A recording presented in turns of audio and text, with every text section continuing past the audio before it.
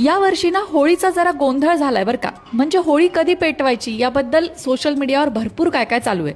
कारण त्यात चंद्रग्रहण पण आलंय, ते धुलिवंदनला आहे खरं तर, होळीच्या दिवशी नाहीये. त्यात भद्रा काळ पण आहे, मग भद्रा काळात होळी पेटवायची का, असे अनेक प्रश्न. अगदी 50 सेकंदात उत्तर बघूया.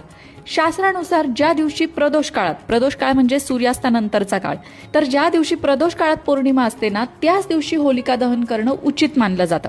आता या नियमानुसार 2 मार्चला संध्याकाळी 5:55 फाल्गुन पौर्णिमा सुरू होतीये आणि म्हणून 2 मार्चलाच होळी पेटवली जाईल.